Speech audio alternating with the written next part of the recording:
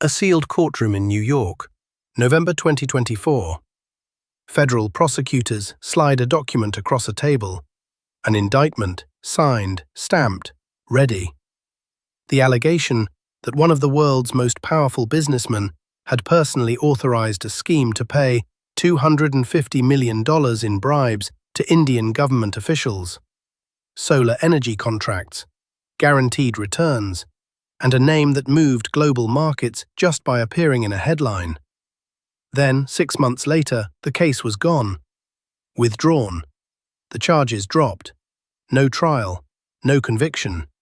One meeting with a new White House administration, and the most significant foreign bribery case in a generation simply ceased to exist. How does that happen? Gautam Adani did not begin at the top. He left university without a degree, traveled to Mumbai in the early 1980s, and learned the diamond trade by sorting stones in a wholesale market.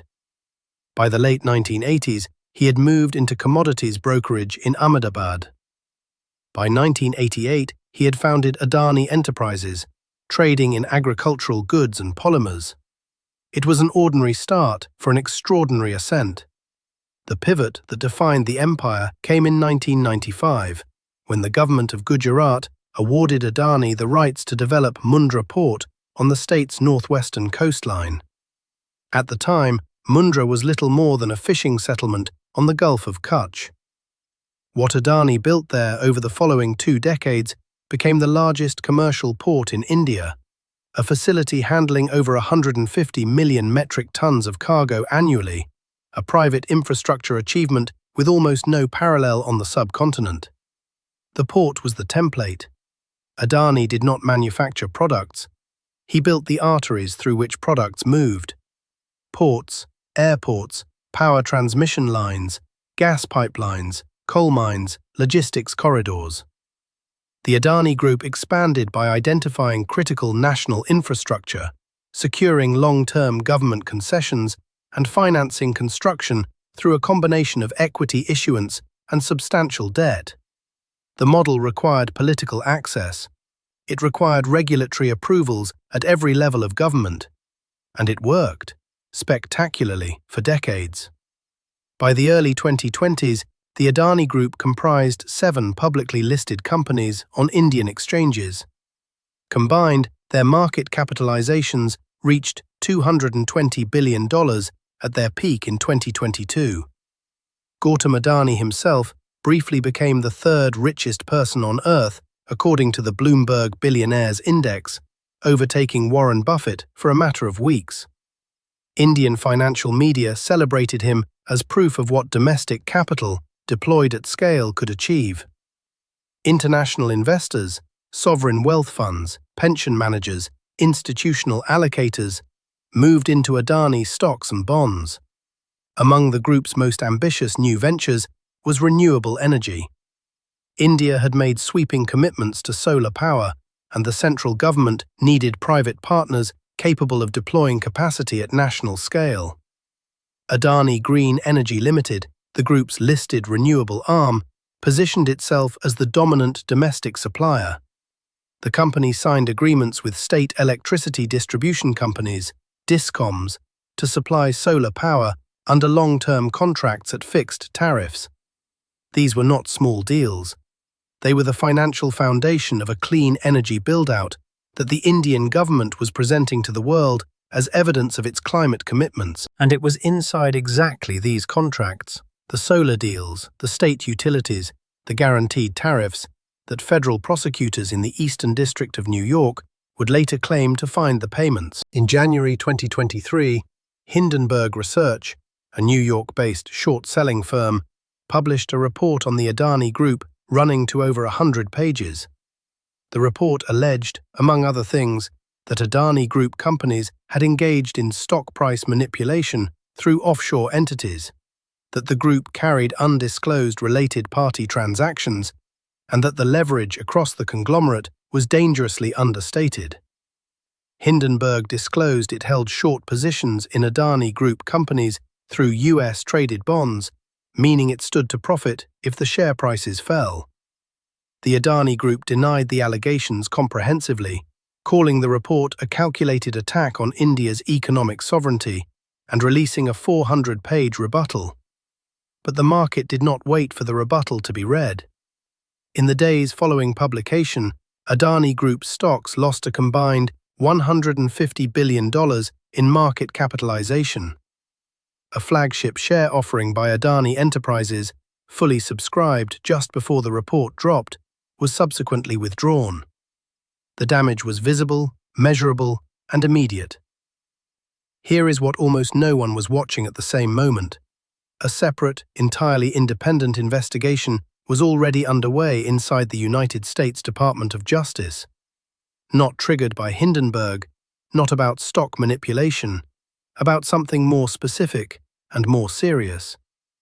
Federal prosecutors in the Eastern District of New York, working alongside investigators from the FBI and the Securities and Exchange Commission, had been examining whether Adani Green Energy and its partners had paid bribes to officials at state-level electricity distribution companies in India to secure solar power supply contracts.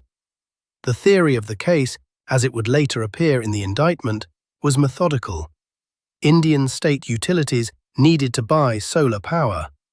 They had discretion over which suppliers to select and at what price, and certain officials within those utilities allegedly received payments in exchange for directing contracts toward Adani Green Energy. The legal framework prosecutors used was the Foreign Corrupt Practices Act, the FCPA, the United States statute that criminalizes the payment of bribes to foreign government officials by any person or company with a connection to U.S. financial markets. Adani Green Energy had raised capital in the United States. That connection was sufficient to establish jurisdiction. The indictment, unsealed in November 2024, named Gautam Adani personally, along with his nephew Sagar Adani, who served as an executive director of Adani Green Energy, and several other defendants, including Cyrus Agarwala, described in the filing as a consultant. The document alleged that the scheme involved commitments to pay $265 million to Indian state electricity officials over a period of years, with the purpose of securing supply contracts that would ultimately generate returns of approximately $2 billion for Adani Green Energy. The indictment further alleged that defendants had taken steps to conceal the payments from U.S. investors and lenders, including making materially false statements in connection with securities offerings, a securities fraud allegation layered on top of the FCPA counts. The Adani Group denied every allegation. In a statement released shortly after the indictment became public, the group called the charges baseless and said it would pursue all available legal remedies. Adani Green Energy's stock fell sharply on the day of the unsealing. Several international financiers, including Total Energies of France, publicly paused planned investments in Adani entities pending clarification. Kenya announced the cancellation of airport and energy project agreements linked to the group. The reputational and financial blast radius was global and immediate. And yet, the indictment had been filed. The charges were on the record. The defendants had not been arrested. Adani remained in India. The legal machinery of extradition, trial preparation, discovery, all of it was theoretically in motion. What investigators and legal observers did not anticipate was how short the distance was between that moment and the end of the case entirely. January 2025. The Trump administration assumed office. Within weeks, the political and diplomatic context surrounding the Adani prosecution shifted in ways that became visible only in retrospect. On February 12, 2025, Gautam Adani met with President Donald Trump at the White House. According to reporting by Reuters and the Financial Times, both of which cited officials and sources familiar with the meeting, the encounter was framed around investment commitments. Adani had previously announced plans to invest $10 billion in the United States, including in energy infrastructure and manufacturing. The meeting was publicly acknowledged. Photographs were released. It was presented as a standard bilateral investment discussion between a major foreign business leader and the U.S. head of state. What followed in the legal proceedings was not standard. On February 20, 2025, 8 days after that White House meeting, federal prosecutors filed a motion in the Eastern District of New York requesting that the indictment against Gautam Adani, Saga Adani, and the other named defendants be dismissed. The motion cited no new exculpatory evidence. It did not assert that the factual allegations had been disproven. The stated rationale, according to court filings reviewed and reported by Reuters, the Financial Times, and the New York Times, was that continued prosecution was not in the interest of justice, a standard legal formulation that prosecutors can invoke under Rule 48 of the Federal Rules of Criminal Procedure. The district court granted the motion. The indictment was dismissed without prejudice, meaning prosecutors retained the theoretical right to refile, though in practice, dismissed federal indictments of this scale are rarely revived. The timing, 8 days between a presidential meeting and a prosecutorial withdrawal, became the central fact that journalists, legal scholars, and opposition figures in both the United States and India could not move past. Former federal prosecutors interviewed by major news organizations stated publicly that they had never witnessed an FCPA prosecution of this profile discontinued in this manner, without a plea agreement, a deferred prosecution agreement, or any disclosed settlement with the defendants. The Department of Justice did not provide a detailed public explanation beyond the court filing. The White House did not comment on any connection between the February 12 meeting and the February 20 dismissal.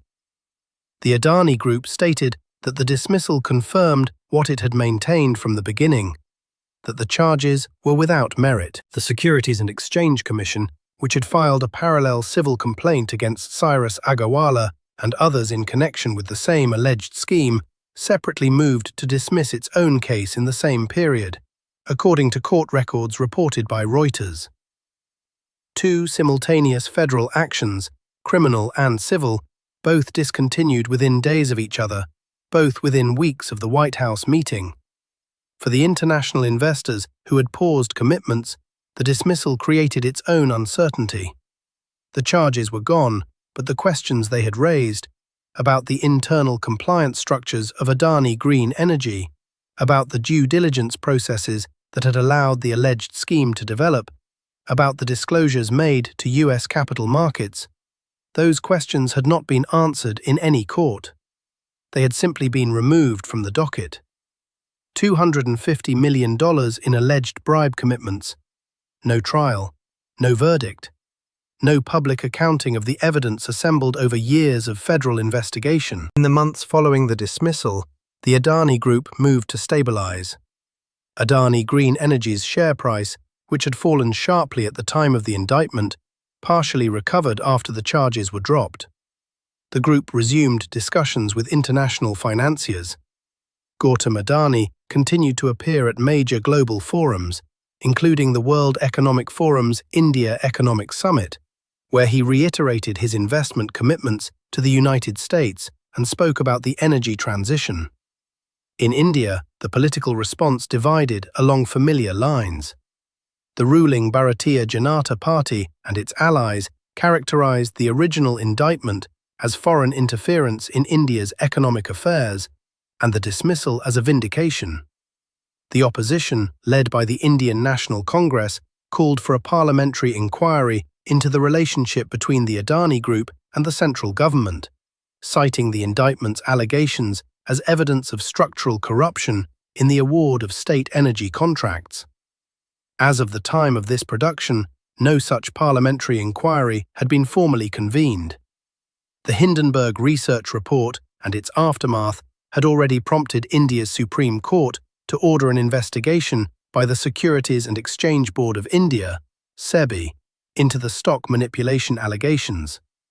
SEBI's investigation concluded in 2024 without finding sufficient evidence to support regulatory action on the core allegations, a conclusion that itself drew scrutiny from independent legal observers who questioned the scope and methodology of the inquiry, according to reporting by The Wire and the Organized Crime and Corruption Reporting Project. For the international financial community, the Adani case left a specific and uncomfortable residue. Major institutional investors, pension funds, sovereign wealth funds, infrastructure allocators had built positions in Adani bonds and equities based on disclosures made to US and international capital markets.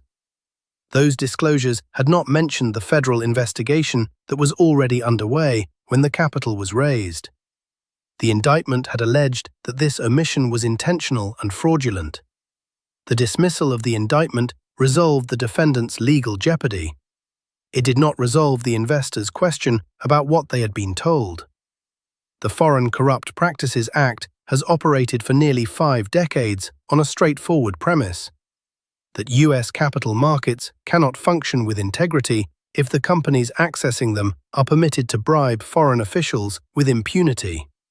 The enforcement of that statute has always been a function of prosecutorial will, diplomatic context, and institutional independence. What the Adani case demonstrated, documented in court filings, reported by Reuters, the Financial Times, and the New York Times, and visible in the 8-day sequence between a White House meeting and a federal dismissal, is that those 3 conditions do not always align.